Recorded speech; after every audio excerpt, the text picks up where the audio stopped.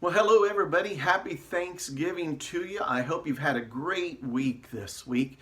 Been able to enjoy everything surrounding what Thanksgiving is to us here in America and at Friendship Village of Dublin. You know what? 2020's been quite a year, hasn't it? Oh my goodness, it's been so eventful with the COVID-19, an election, civil unrest, all those things and all that associated stress that's gone along with it. It's been some kind of year, hasn't it? Well, I would imagine that some of you have had other years in your life that were equally as taxing physically and emotionally as this year has been. You know what? We all have times across the seasons of life that we hope we never have to repeat. You know what? I think 2020 is going to be one of those years that we will never want to repeat. But I want to ask you a question. I want to ask you this. Is it possible for us to remain thankful even during times like this? Well, I think that it is. It doesn't mean that the times aren't challenging and they aren't difficult or hard, but I think being thankful is something that we can cultivate even during the most difficult of times.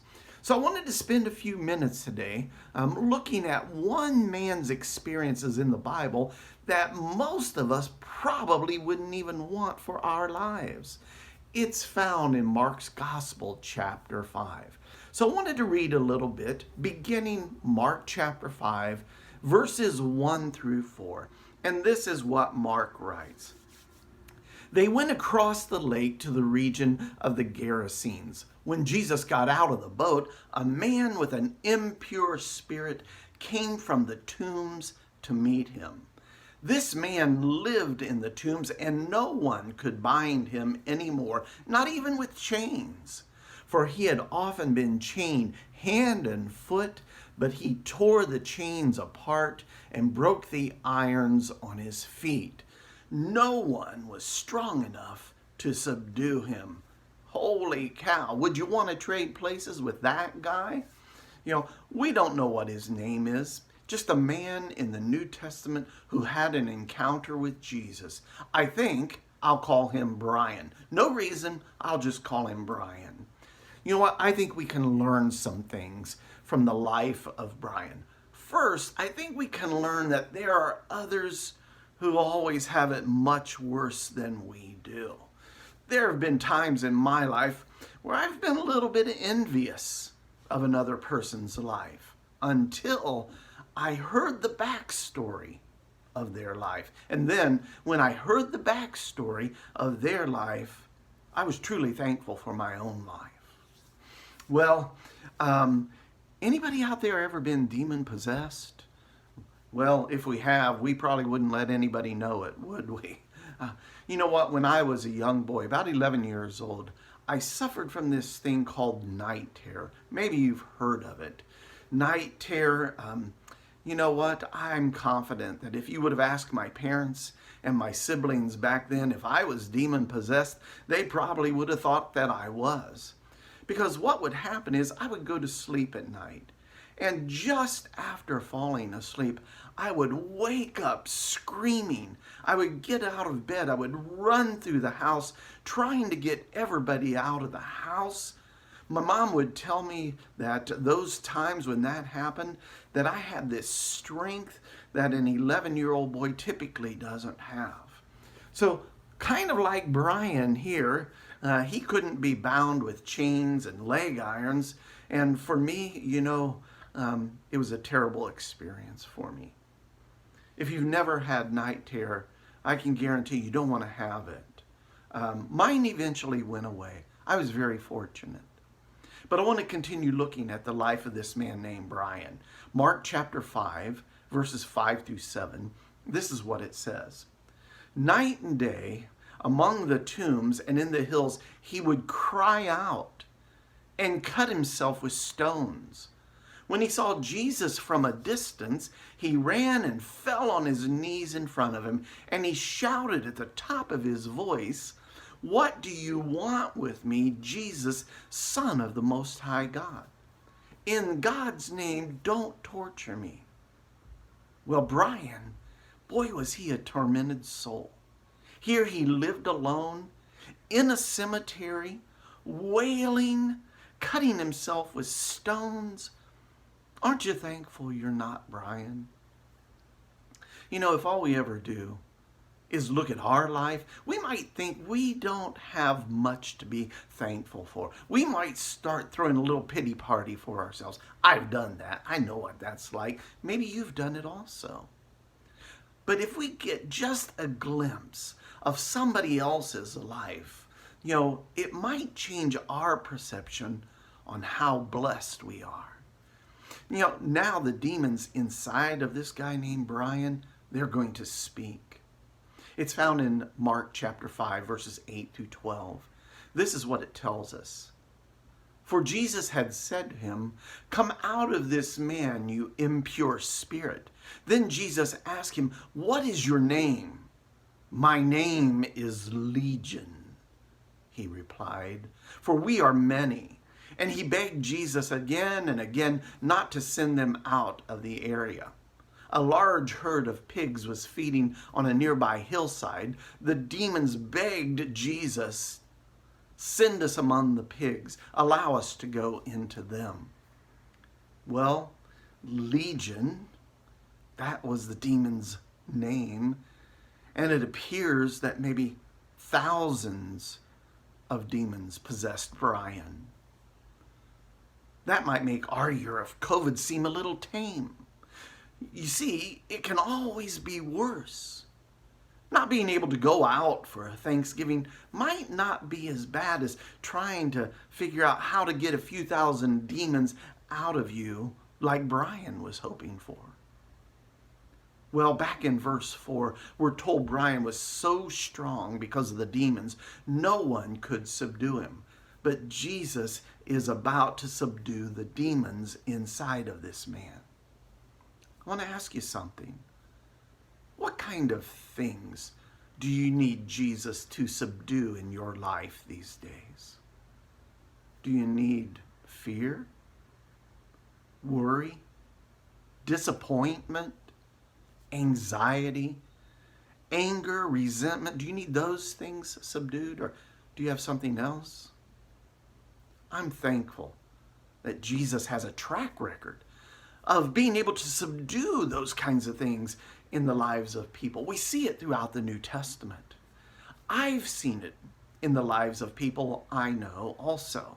Not only that, I've experienced it in my own life. Well, our story continues in Mark chapter 5, verses 13 through 14. This is what Mark records. He gave them permission, and the impure spirits came out and went into the pigs. The herd, about 2,000 in number, ran down the steep bank into the lake and were drowned. Those tending the pigs ran off and reported this in the town and the countryside, and the people went out to see what had happened. Well, here it seems like it might have been around 2,000 demons inside of Brian, because that's how many pigs end up running down this hill into the lake and drowning. You know, the people who were tending to that herd of pigs, they head for the hills.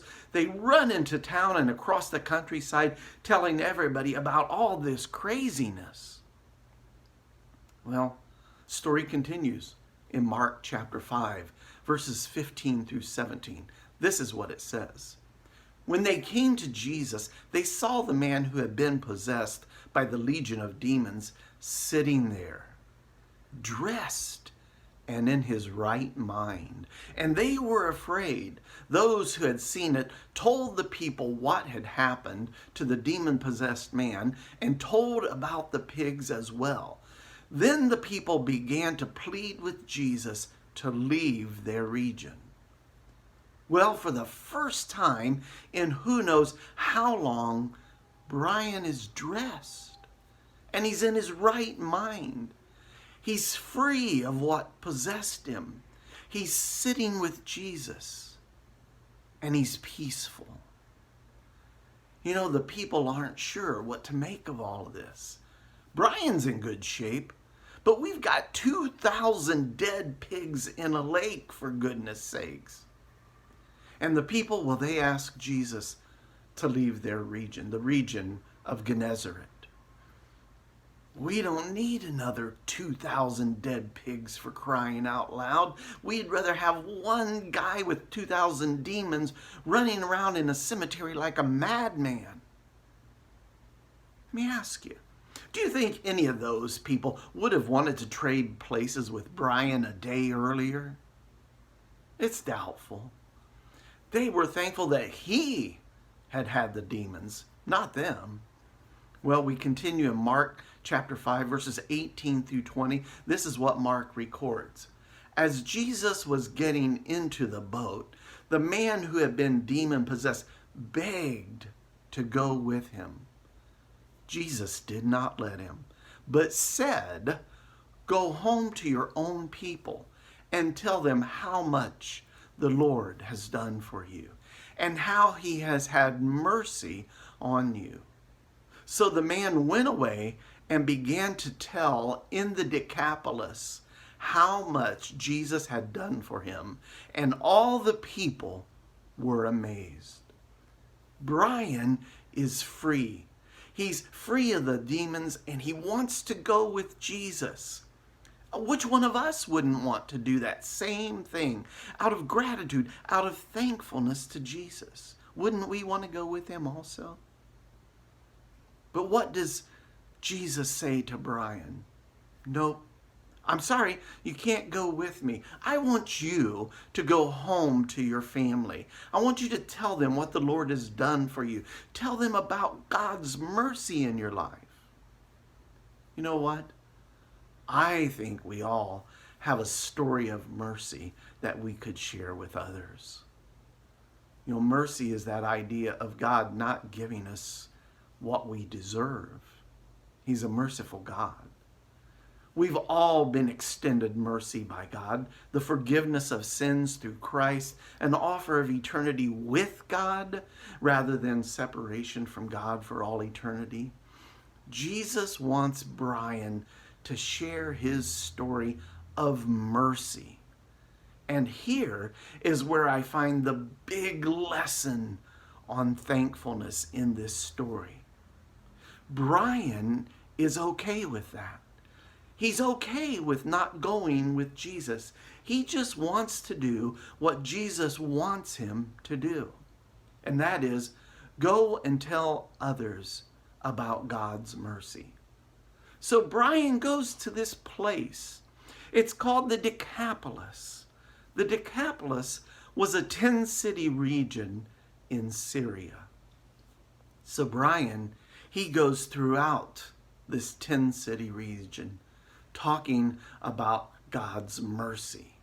He didn't go to just his family. He went to these entire 10-city region, letting people know about the mercy of God. You know, you and I, we have the same opportunity to express our thankfulness to the Lord. We can tell anybody we encounter about the mercy that God has shown us in our life, especially this year in 2020, during this year of COVID and all of the uncertainty and stresses of life. I hope you will.